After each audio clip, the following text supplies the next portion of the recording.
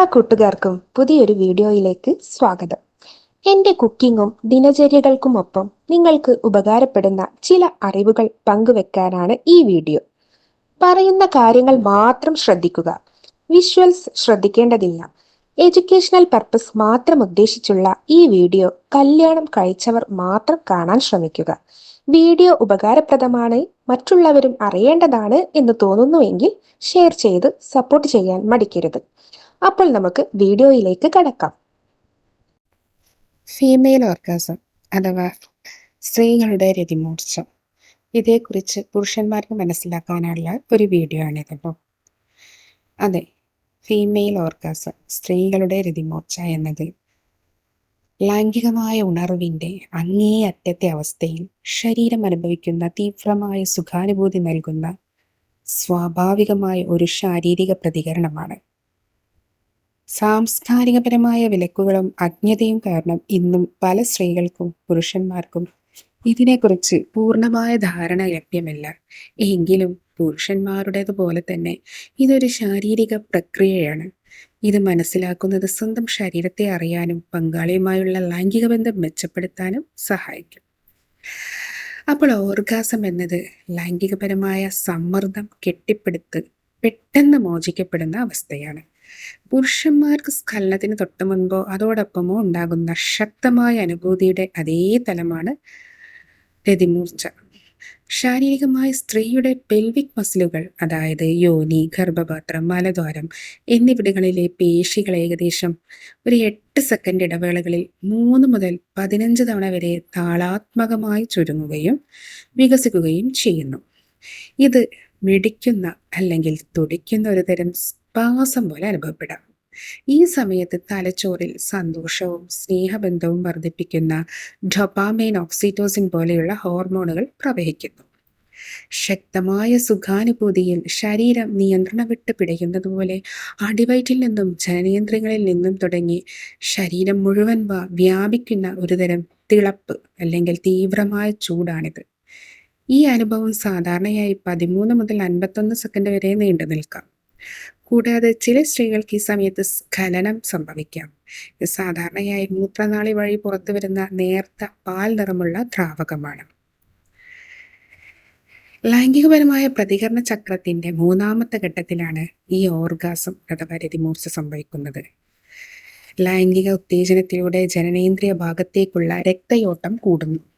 ഇതോടെ ക്ലിറ്റോറിസ് വലുതാവുകയും കൂടുതൽ സെൻസിറ്റീവ് ആവുകയും ചെയ്യും.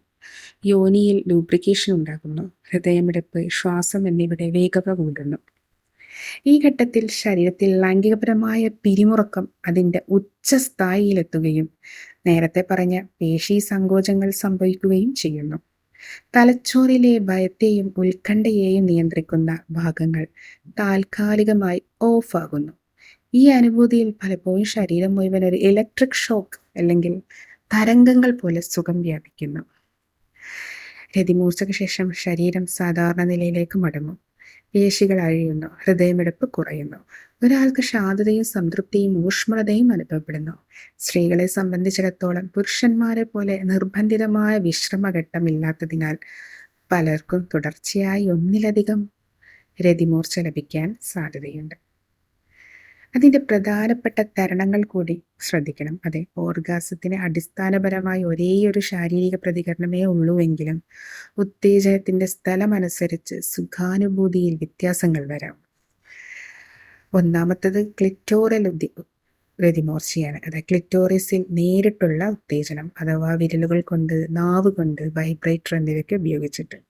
ഇങ്ങനെയൊക്കെ നൽകുമ്പോൾ ഉണ്ടാകുന്നത് 70 മുതൽ 80% സ്ത്രീകൾക്കും ഓർഗാസം ലഭിക്കാൻ ക്ലിറ്റോറിസ് ഉത്തേജനം ആവശ്യമാണ്. ഇത് പെട്ടെന്നുള്ളതും തീവ്രമായ മോചനമാണ് അവർക്ക് നൽകുന്നത്. അടുത്തത് വജൈനൽ ഓർഗാസമാണ്, യോനിക്കുള്ളിലെ ഭിത്തിയുടെ ഉത്തേജനം. പ്രധാനമായി പറയുകയാണ് മുൻവശം, ജി സ്പോട്ട് ഉൾപ്പെടെ ഈ വഴി ഉണ്ടാക്കുന്നത്. ഇത് കൂടുതൽ ആഴത്തിലുള്ള ഉള്ളിൽ നിന്ന് വരുന്ന ഒരു അനുഭവം നൽകുന്നു. എന്നാൽ ക്ലിറ്റോറിസ് ഉത്തേജനമില്ലാതെ ലൈംഗിക ബന്ധത്തിലൂടെ മാത്രം ഇത് നേടുന്ന സ്ത്രീകൾ താരതമ്യേന കുറവാണ്. അടുത്തത് ജി സ്പോട്ട് രതിമൂർച്ച. യോനിക്കുള്ളിലെ മുൻവശത്ത് 2-3 ഇഞ്ച് ഉള്ളിലായി കാണുന്ന ഒരു പ്രത്യേക ഇടമാണ് ജി സ്പോട്ട്. ഇവിടെ വിരലുകൾ വളച്ചകത്തേക്ക് എന്ന രീതിയിലുള്ള ഉത്തേജനം നൽകുന്നത് വളരെ തീവ്രമായ ഒരു അനുഭൂതി നൽകാം. സ്ഖലനം ഇതിലൂടെ സംഭവിക്കാനും സാധ്യതയുണ്ട്. അടുത്തതായി കോംബോ ബ്ലെൻഡഡ് ഓർഗാസം. ക്ലിറ്റോറിസും യോനിയും ഒരേ സമയം ഉത്തേജിപ്പിക്കുമ്പോൾ ഉണ്ടാകുന്നത്.